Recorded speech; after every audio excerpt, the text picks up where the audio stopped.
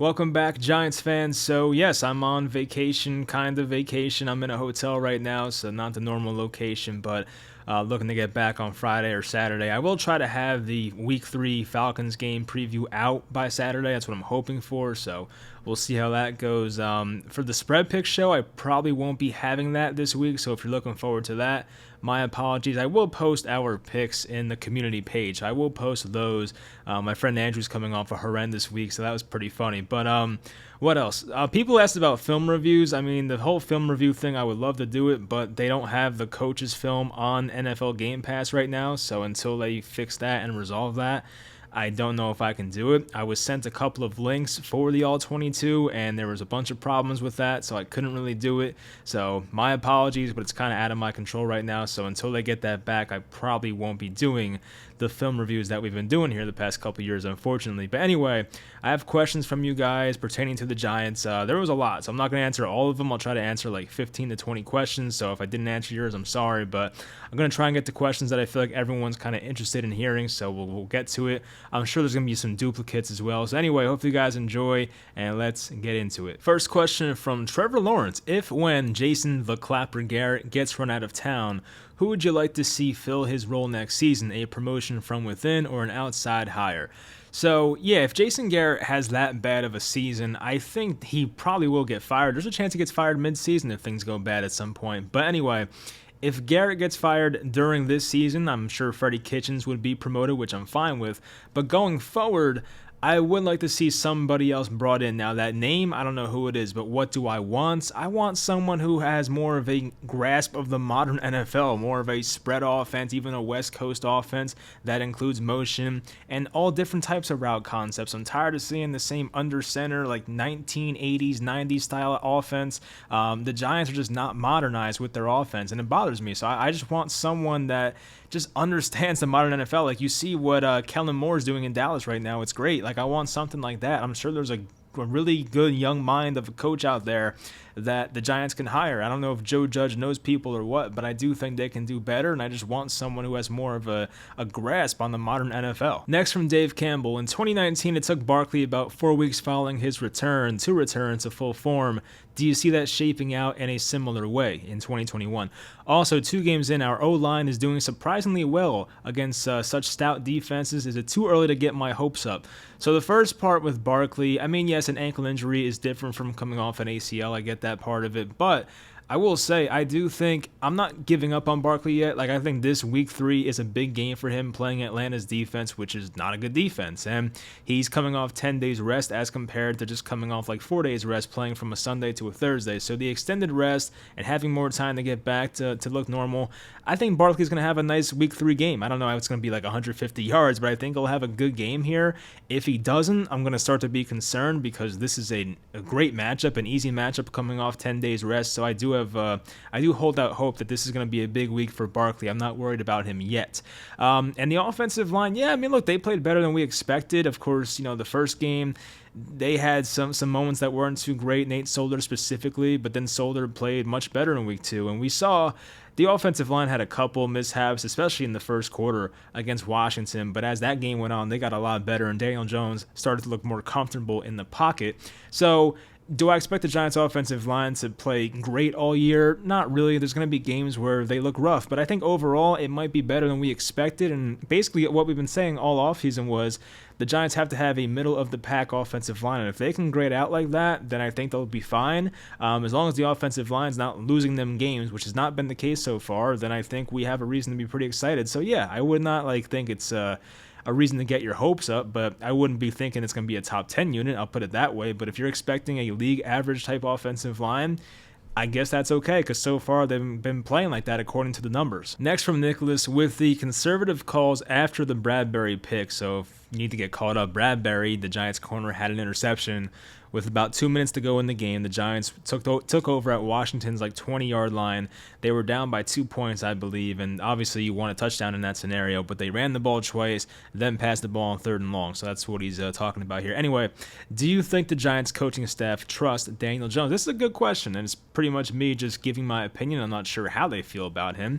Anytime the Giants coaching staff or even Dave Gettleman talks about Daniel Jones, they say they have confidence in him being a franchise quarterback and all those things, but I think actions do speak louder than words. I will say that's pretty much a motto to live by, and I do agree that they had to kind of run down the clock at that point, but at the same time, I do believe Washington had all their timeouts, and the Giants were much better off trying to go for a touchdown rather than settling for 3. And I think a lot of that has to come down to Joe Judge. I'm sure Joe Judge had something to do with Jason Garrett's play calls. Joe Judge can overrule or override Jason Garrett if he wants to run the ball in the first 2 plays, and vice versa. So if Jason Garrett called a passing play, Joe Judge can tap into the headset and say, no, I want to run the ball here. So I'm sure part of the blame has to go on Joe Judge here. And I'm sure some of it has to come down to not trusting Daniel Jones. I get it. Daniel Jones in his career has a lot of turnovers. We get that. That's pretty much been the one big downside of Daniel Jones so far. But I wouldn't say they don't completely trust him. He was having a great game, and it annoys people like me and I'm sure many others. It's like you could have went for the kill shot, but instead they went for the field goal, went up by a point or 2, and then they came down and lost by 1 or 2, whatever the score was. I forget, but they came down and lost, of course. So, yeah, if they went for the touchdown, they could have put the game out of reach, basically, but they wanted to play for the field goal. So do they trust Daniel Jones? Maybe not, because as I said, actions do speak louder than words. But was it a Jason Garrett call or a Joe Judge call? I think that stuff, especially late in the game in terms of play calling philosophy, that comes down to the head coach. I think the head coach can say, I want to pass the ball twice and run the ball, or vice versa. You can pretty much choose as a head coach what you want to do here. I'm sure Judge is not picking the specific play, but he could have told Jason Garrett, I want to pass the ball all 3 downs. I want to, pass on 2 plays, run on 1 play. So it pretty much was up to Joe Judge, and unfortunately, there may have been some lack of trust there, I will say. Next from Nicholas again, it's a good question, so I figured I'll answer this one as well. Do you believe that DJ Daniel Jones can keep up the good performance for the next few weeks? So I feel like most people want to hear more about Daniel Jones. There's a lot of questions about the draft and stuff next year. I mean, I'll get to that eventually, but just not in week 2 or week 3. I don't want to get to the draft yet. Sorry. But anyway, so yeah, Daniel Jones, in my opinion, should play very well in week 3. I'm not expecting 5 touchdowns, but go out there and give me 2 or 3 touchdowns and don't turn over the ball and, put up 25 plus points for the offense. I don't really expect Daniel Jones to light the world on fire, but I think he should have a good performance in week 3. Now, you said the next few weeks after that. So we're talking about the New Orleans Saints, the Dallas Cowboys, the Los Angeles Rams. A couple of those defenses, Rams and Saints specifically, are very tough. So those are the real tests for me with Daniel Jones. If Daniel Jones can play well against the Rams defense, the Saints defense, I'll feel much better about him.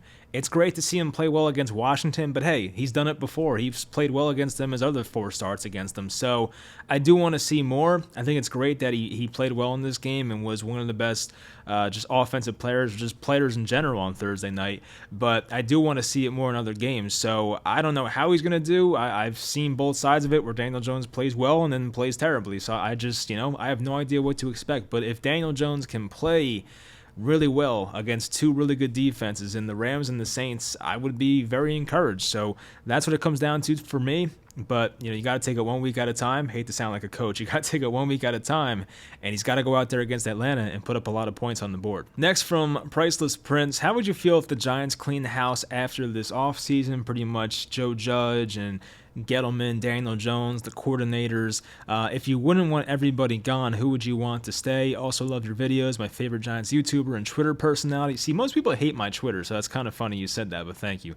You made me being a Giants fan more fun. Yeah, it's been tough here the last few years, so thank you for that. Anyway, my answer to this one is I don't know. It's a tough one because you guys know I don't like Gettleman too much. He screwed up a lot his first 2 years. He's gotten much better the past 2 years, but I still don't know about Daniel Jones. I still need to be convinced that Saquon Barkley was the right pick, and his 2018 draft not looking good. His 2019 draft is not looking that great either. So a lot of his drafts have not looked great. The free agency signings, some have hit, especially the last 2 years, but the first 2 years they were terrible. So my feeling on Dave Gettleman is like he can go. I'm fine with him leaving. But the thing is, if Gettleman goes, does the head coach have to go with him? That's the problem because, in 2019, if you guys listen to me, I'm sure a lot of other fans had this perspective as well, is that I wanted the GM and the head coach to be tied at the hip and both get fired at the same time. Like, I thought it made no sense to fire Shermer and keep Gettleman. And I thought it was stupid. So now they're going to be in the situation again where, let's say the Giants have 7 wins or less and they fall short of their expectations of being a good playoff team. And the Giants, based on their payroll, should be a playoff team. The Giants have a payroll that's up there with the Bills and the Chiefs and the Patriots and all these other good teams. The Giants should be a playoff team at minimum. So if they fall short of that, I think Gettleman has to go for sure. I think Garrett's gone for sure. If they don't have a good record, you would have to assume that Daniel Jones probably doesn't have that great of a year. And especially if you bring in a new GM, they're probably going to want a new quarterback. So I would say the chances that Daniel Jones being gone are pretty high as well. The one thing is, Joe Judge. Is Joe Judge going to be fired after 2 years if he has 7 wins or less? I don't know. Like, can you do that? You can because, theoretically, Joe Judge has not proven anything in this league. He has a record that's like 6-12 or 6-13, whatever it is. He talks a big game. He does everything right. It seems like he's been off to a rough start here the first 2 games, and I like Joe Judge. I want him to succeed and be the coach here for a long time. But if Joe Judge being here is not going to get you the best GM candidate, then I'm fine letting him go too. Like, if you gave me 2 options here, I'll put it this way. If option A was you get to keep Joe Judge, but you have to promote Kevin Abrams to GM, or B, have an entirely new GM from a different organization and bring in a head coach he likes, I'm picking option B. As much as I like Joe Judge, I think getting the GM right is such an important aspect of this team. I know that the coach has some influence on who they're picking in the draft and who they're signing, but getting a GM and getting the right GM can change this franchise for the better. And I do think if the Giants were able to get a GM from a different organization, a winning organization, whether it's like the 49ers or the Chiefs or something along those lines, then I think they'll be better off. Like, I don't want to see Judge go, but I think getting a good GM is so important for this team. We saw what not having a good GM has done to this team since the latter portion of Jerry Reese's career as a Giant GM. So it sucks. So we got to get the GM spot right, and if we do, I think we'll be fine. And if the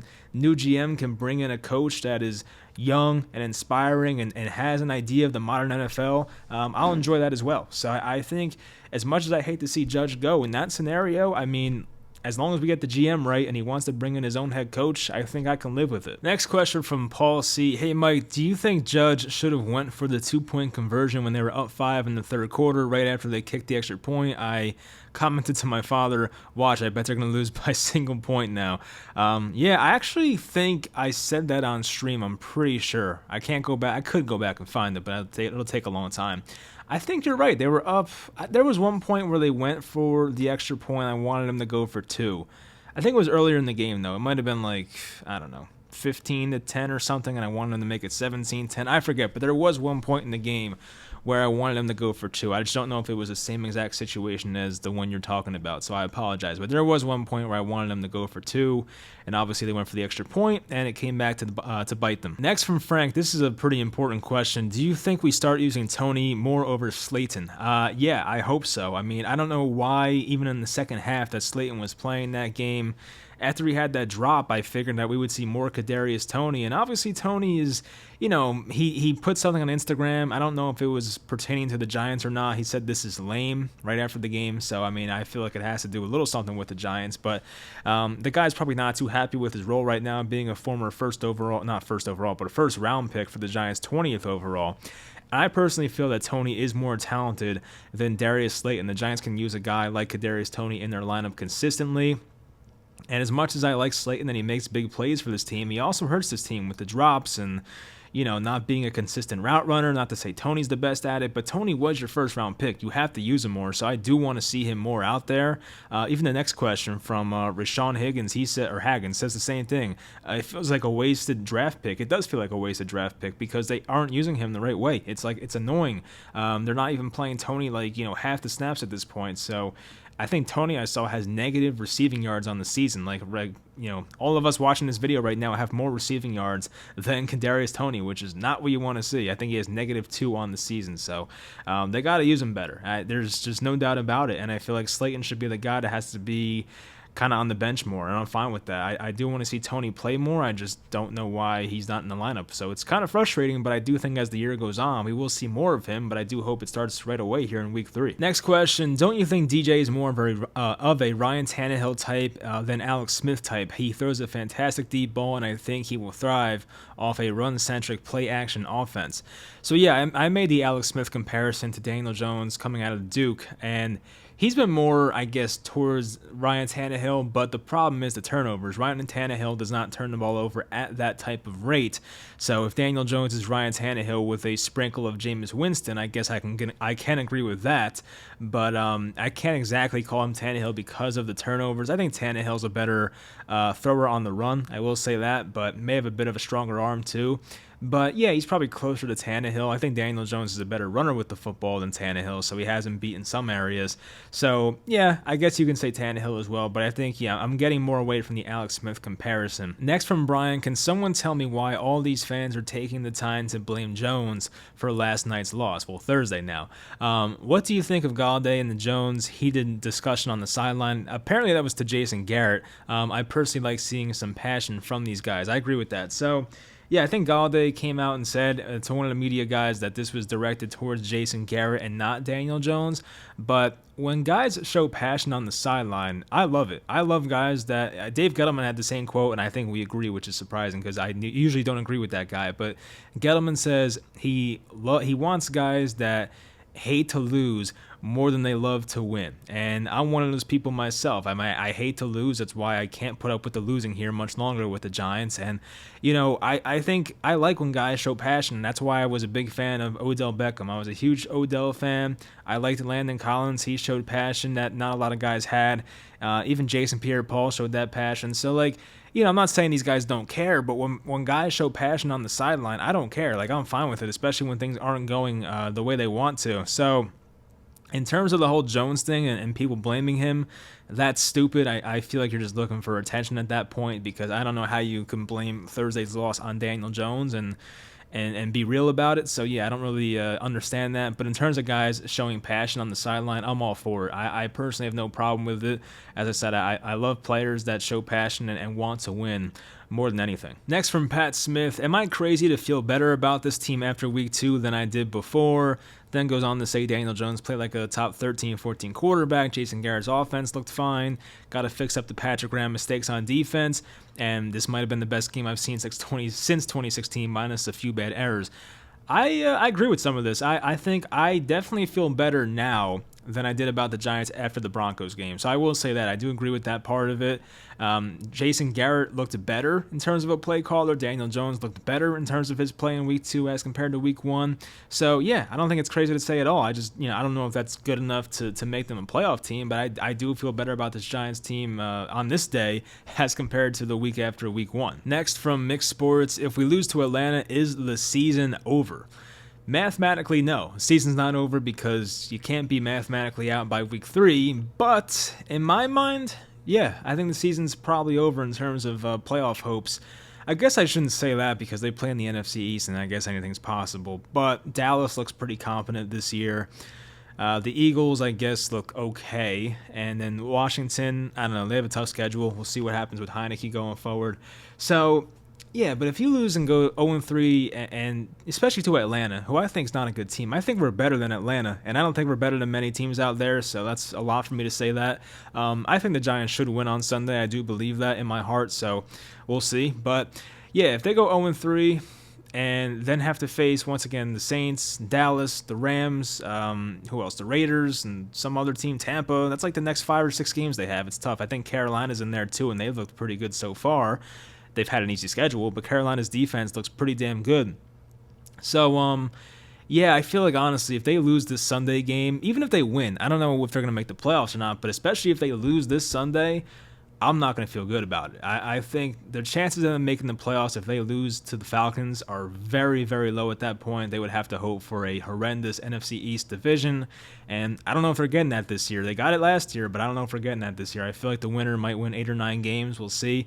But, yeah, if they lose Sunday, I mean, I'm losing a lot of hope, I'll put it that way. But for now, I'm remaining hopeful, and as I said, I do think they win on Sunday. Next, from Abdu Jenkins, hopefully I pronounced that right. If we don't make the playoffs, but Daniel Jones plays very well, like a top 12 to 15 quarterback, do we keep him?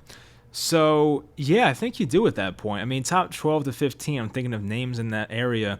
Baker Mayfield, Kirk Cousins, Derek Carr. Like, if he plays to that level, I think you keep him. It'd be kind of dumb to walk away from that if he improves that much in year 3.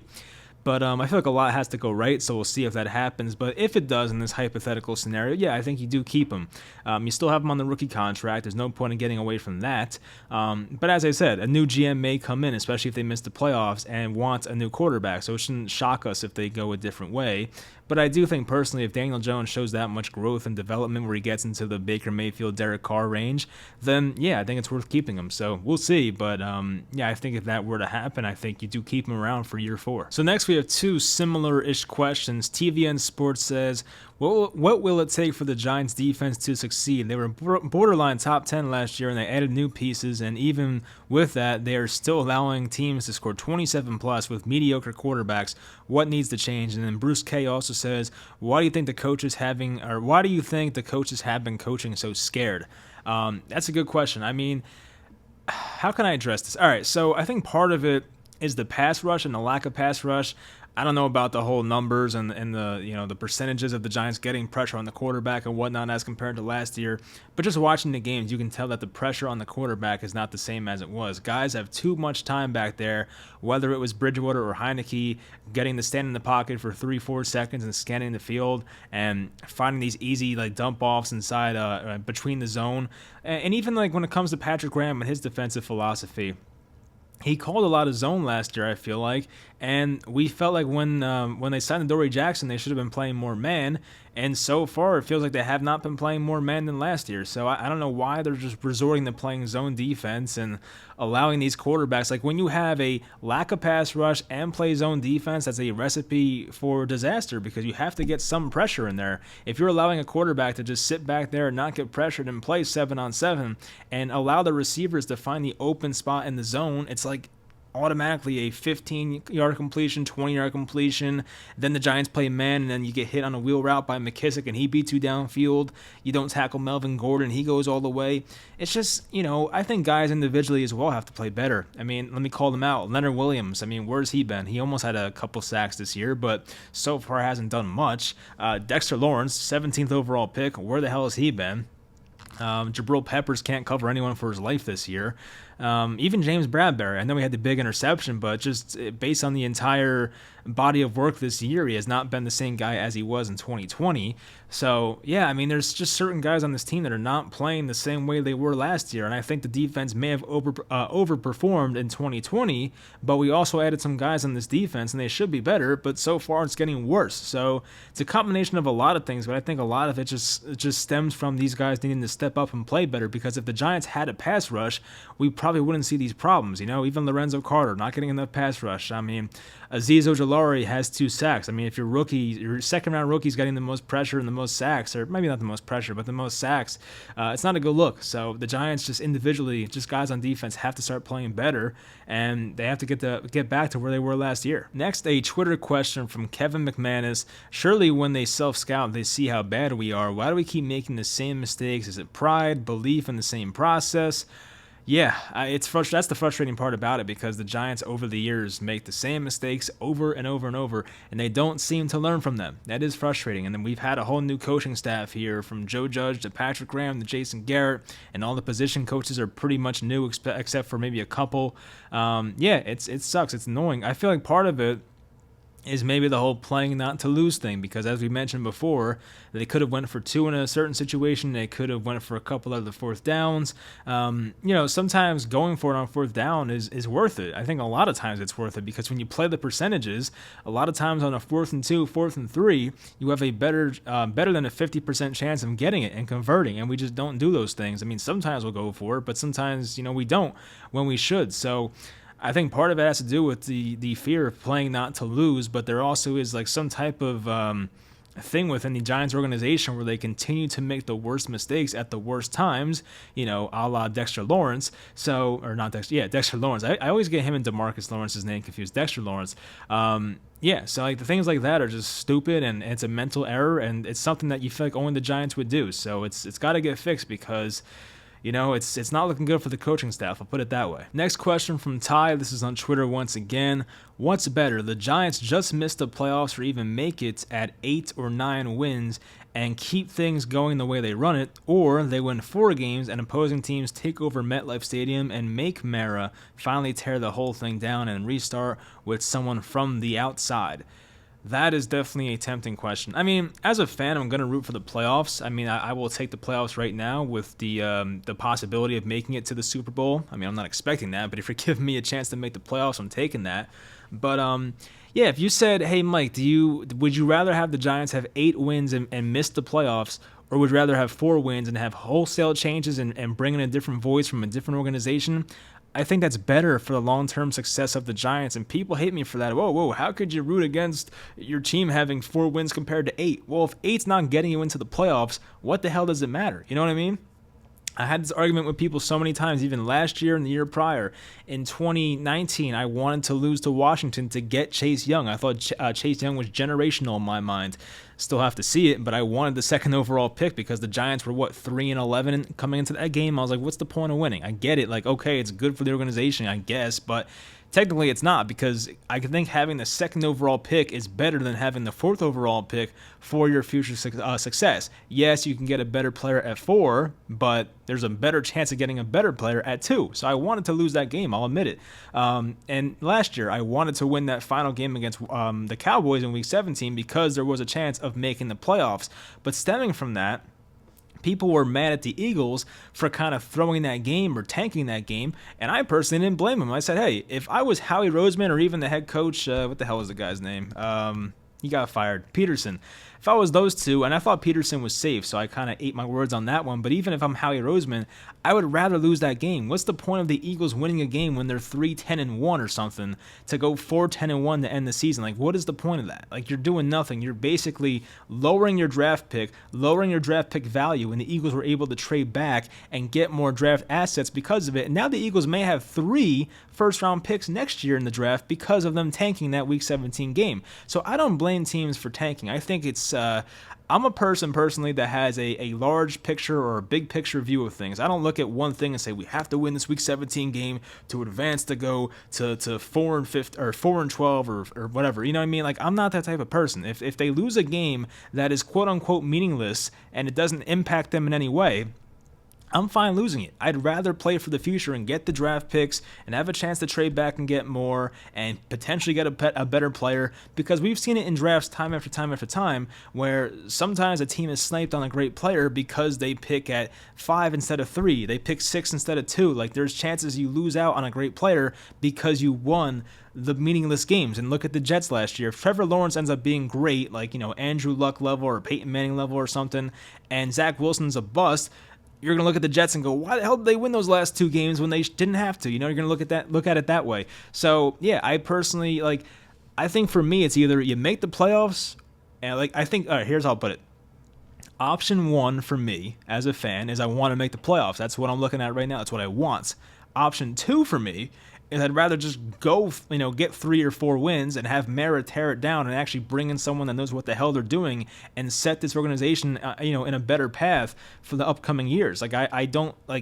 I feel like if you get 8 wins, miss the playoffs, and keep doing the same crap, we're going to be stuck in this same situation again next year and the year after. So I want things to change if things don't go well.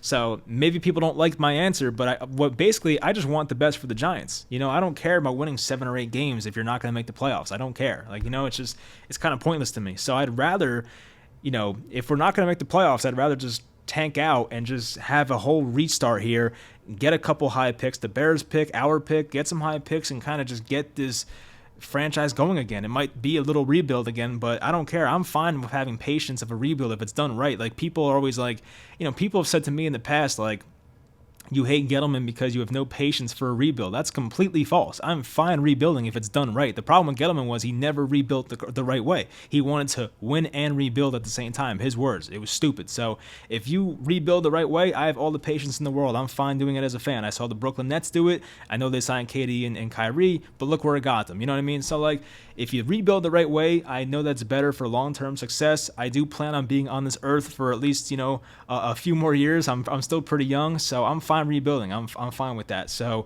I like when teams have a big picture approach. The Giants have been so just the Giants have had no foresight the past couple years, and especially when Gettleman first came over in 2018, he wanted to win now with a 3-13 roster, and look where it got him. You know what I mean? So if they have to go 4-13 or whatever, and it gets them in the right direction in the next 2 years, then fine, I'll wait. But I feel like rooting for 7 or 8 wins and missing the playoffs is not much better. So fine, I'd rather just be set up in a better position. So once again, maybe that'll piss people off. I don't know, but that's the way I look at it, because overall, I want what's best for my teams at the end of the day. So that's pretty much it. Anyway, that'll do it for this video. Hopefully you guys enjoyed. Thanks to those who asked questions. If I didn't answer yours, I apologize. But as I said, there was a lot this time, so I guess that's a good thing. But still, there was a lot to answer, so I couldn't get to all of them. Anyway, hopefully you guys enjoyed, and I'll talk to you guys next time.